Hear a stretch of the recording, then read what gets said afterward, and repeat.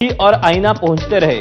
महाराष्ट्र विधानसभा निवडणूक निकालावर प्रश्न उपस्थित करणाऱ्या राहुल गांधींवर फडणवीसांची टीका.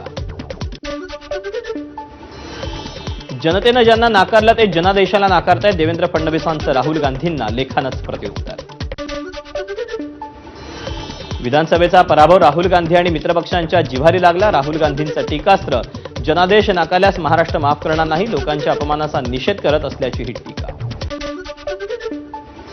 मतदानाचा टक्का अचानक वाढला म्हणजे हास्यास्पद. फडणवीसांची काँग्रेसवर टीका. तर शेवटच्या तासात टक्का वाढला म्हणणाऱ्यांनी दर तासाचा वेग पाहावा. फडणवीस यांनी आकडेवारीचं लेखातून प्रत्युत्तर दिलं. फडणवीसांनी नवीन ग्रंथ लिहावा, नवीन गीता लिहावी. संजय राऊतांची टीका. तुमचा विजय कसा झाला, अजित पवार शिंदे कसे जिंकले हे अख्ख्या जगाला माहिती. राऊतांचा टोला. आम्ही निवडणूक आयोगाला उत्तर मागितलं, मग त्यावर फडणवीसांनी का उत्तर द्यावं. काँग्रेस नेत्या वर्षा गायकवाड यांचा सवाल. नातेवाईकांच्या माध्यमातून राज आणि उद्धव ठाकरे यांच्यामध्ये युती संदर्भात संवाद सुरू. सूत्रांची माहिती. ठाकरे बंधूंनी एकत्र येणं ही काळाची गरज. किशोरी पेडणेकरांची मनसे शिवसेना युतीवर प्रतिक्रिया. शरद पवार आणि अजित पवार पुन्हा उद्या एकाच मंचावर येणार. पुण्यातील वसंतदादा शुगर इन्स्टिट्यूटमध्ये होणाऱ्या कार्यक्रमाला दोन्ही नेते हजेरी लावणार.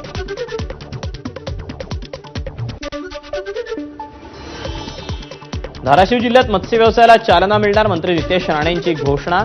मत्स्य व्यवसायासाठी भाजप कार्यकर्त्यांना प्राधान्य देण्याच्या जिल्हाध्यक्ष दत्ता कुलकर्णींच्या मागणीला नितेश राणेंचा हिरवा कंदील. रायगडच्या दिव्यागार समुद्र किनाऱ्यावर प्रादेशिक पर्यटन विकास योजनेसंदर्भात प्रस्तावित पर्यटन मार्केट सुविधा उपलब्ध होणार.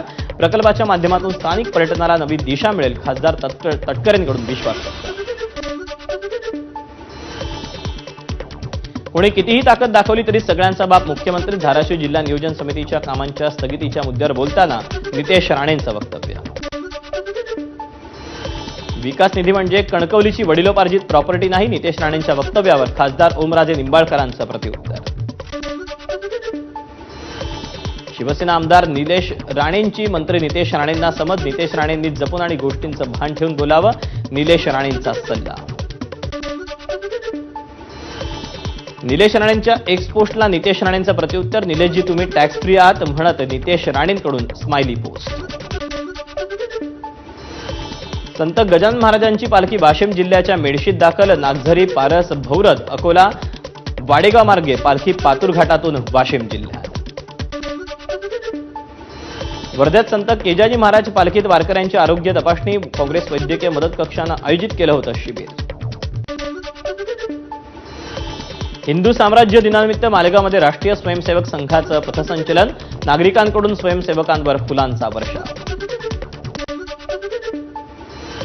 रायगडच्या पोलादपूर तालुक्यात बकरीद निमित्त मुस्लिम बांधवांकडून गोशाळेला गाय वासरू दान. कुर्बानी न देता मुस्लिम नागरिकांनी घेतलेल्या निर्णयाचं सर्व स्तरातून कौतुक. कोल्हापुरातील विशाळगडाच्या अतिक्रमणातून सुटका होण्यास सुरुवात. 106 अतिक्रमणं काढण्यात आली असून अजून 50 अतिक्रमण काढणं बाकी. जालन्यातील काही गावांना वादळी पावसाचा फटका. घरावरील पत्रे उडून गेले तर काही ठिकाणी झाडांची पडझड. एका महिलेसह 2 जण जखमी. 12 जूनपासून पावसाचा जोर आणखी वाढणार. येत्या 5 ते 6 दिवसात मेघगर्जनेसह वादळी पाऊस बरसण्याचा अंदाज.